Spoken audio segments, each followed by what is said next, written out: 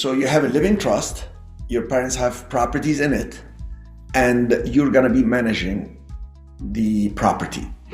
One of the best ways is it's already in the living trust, but the trust does not protect you. You have insurance on the property. So my suggestion is you use the KMAGB structure, our asset protection structure, whereby no matter who owns the property, if it's an LLC, an individual, a corporation, a living trust, an IRA, there is equity in it. And there is liability in managing the property. So anything going wrong, they're gonna go after the owner who is the living trust. And then the living trust will have to protect itself.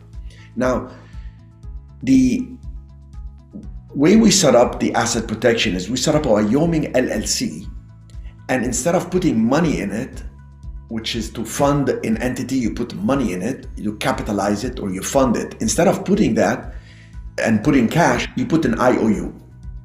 And when you put an IOU, it's a promissory note, promise to put money in it. What money you're gonna put in it? The money equity that you have in that property in the living trust.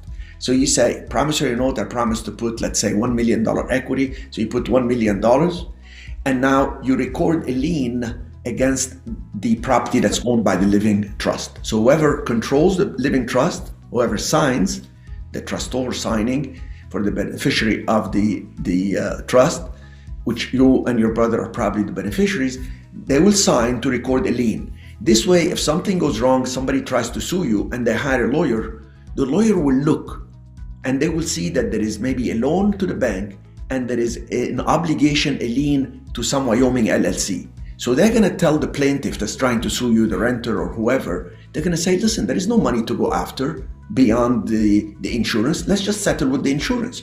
Because the attorney is smart, usually they're smart, especially those litigating attorneys, and they're gonna say, let's not go for a wild goose chase, and at the end, even if we force them to sell the property, there is no equity to get. So I'll repeat, the Wyoming LLC is not recording a lien because it loaned you money. The Wyoming LLC is set up with a special operating agreement saying that this Wyoming LLC is set up to actually consolidate, like in the operating agreement, to put 13 business reasons: to consolidate family money, to organize the future of finances for the family, for asset protection, and then 10 other reasons. Now what happens is that Wyoming LLC will be set up and it's going to flow through to the living trust. So it's got a double, it's like a sandwich position, whereby the Wyoming LLC is owed money because you're going to put money as an IOU, recorded as a lien, but the Wyoming LLC will flow through to the living trust and you guys are the beneficiaries. I don't mean to overcomplicate it, but yes, the best way to protect yourself is through the asset protection structure. And it's not to substitute the insurance, but to supplement the insurance.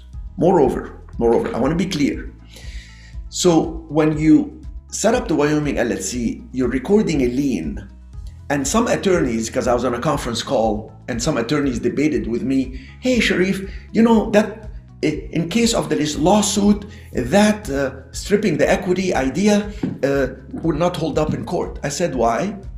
We did, by the way, check federally 8-9 years ago, and it holds up in any court in the United States. So I asked the attorneys, of course they're debating with me because I'm cleaning house. They want to charge $25,000. They want to charge monthly fees for the people who want to set up. And I said, why? Can you tell me? And they said, because we can prove in court that the Wyoming LLC is not an entity that does lending as its normal course of business. I said, it doesn't do any lending. It is actually set up with a tax ID, and we record a lien to fund it. Not because it loaned money like a bank, because you see, I had to explain to the attorney, there are 3 types of liens that are upheld in the courts federally in the United States of America. The first type of lien is when a lender gives the loan, go through title and escrow, and gets recorded. That is proof of where the money came from. The second type of lien is called work for hire. That means you build a pool in the backyard, you have a dispute with the guy that built the pool or the lady that built the pool for you, the contractor, they can record in actual mechanics liens.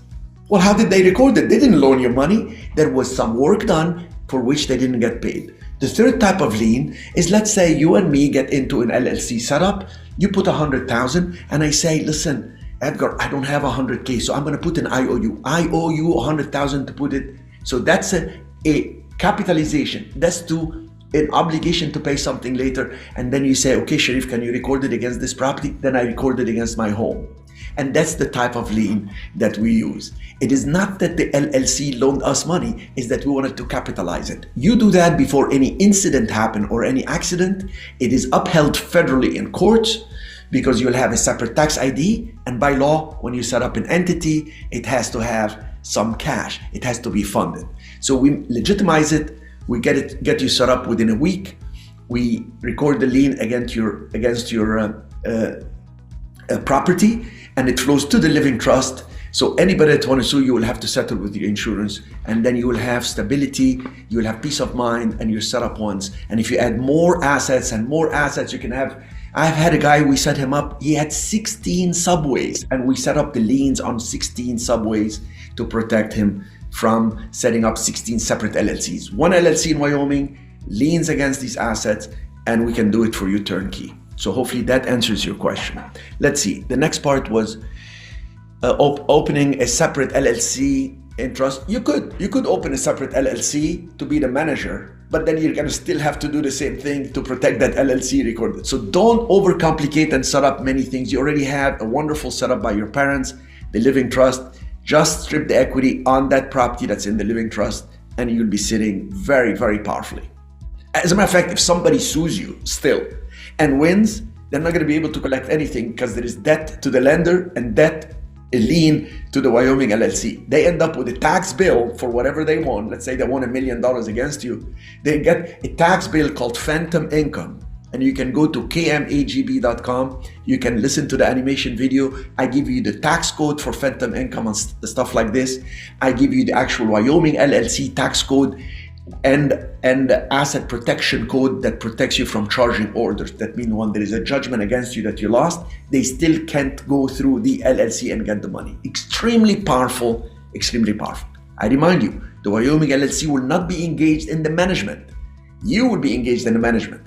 It just say there is no equity here. You owe me money, and the bank says you owe me money. And that's how it's extremely powerful. You can play this again. You can go to the KMAGB.com and listen, and you will find out why we have the ultimate structure in this country.